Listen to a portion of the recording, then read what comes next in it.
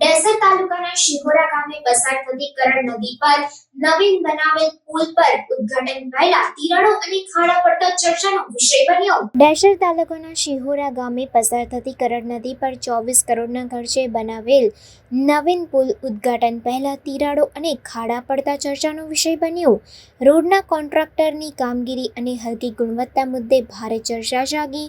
નવીન પુલની કામગીરીમાં ભારે ભ્રષ્ટાચાર અને બેજવાબદારીનો કિસ્સો પ્રકાશમાં આવ્યો। રોજના હજારો ભારદારી વાહનો આ રસ્તા પરથી પસાર થાય છે, ત્યારે પુલની ગુણવત્તા મુદ્દે ભારે સવાલો ઊભા થયા।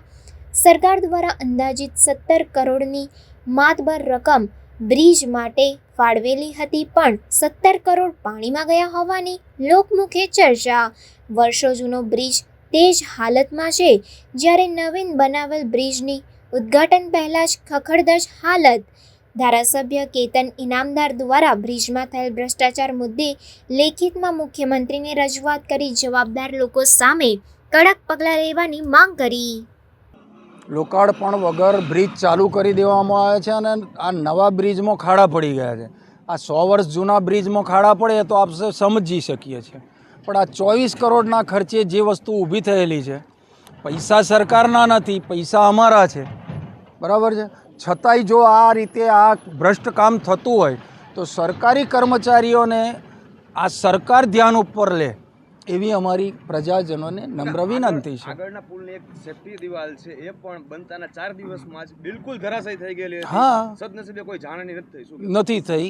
તો હવે એક કર્મચારીઓએ જોવાનું રહ્યું, સરકારી કર્મચારીઓએ જોવાનું રહ્યું કે આવી રીતે બનતી વસ્તુ જો તૂટી પડતી હોય તો એની અંદર કેવું મટીરિયલ વપરાયું છે, એની જે કંઈ જાણકારી છે એ બધી જાણકારી સરકારી કર્મચારીઓને લેવાની હોય છે। અને આ કોઈ કર્મચારી અહીંયા આવતા જ નથી, ખાલી ખિસ્સા ભરે છે અને એમનું કાર્ય કરીને એ લોકો જતા રહે છે। જવાબદાર કોને માનવાનું? જવાબદાર સરકારી કર્મચારીઓને। એવું કહી શકાય કે આ બ્રિજમાં બહુ મોટો ભ્રષ્ટાચાર? હા, 100% બ્રિજમાં મોટો ભ્રષ્ટાચાર ના થયો હોય તો આ 4 દિવસમાં ખાડા કેવી રીતે પડે, આપણે એ સમજી શકીએ છીએ।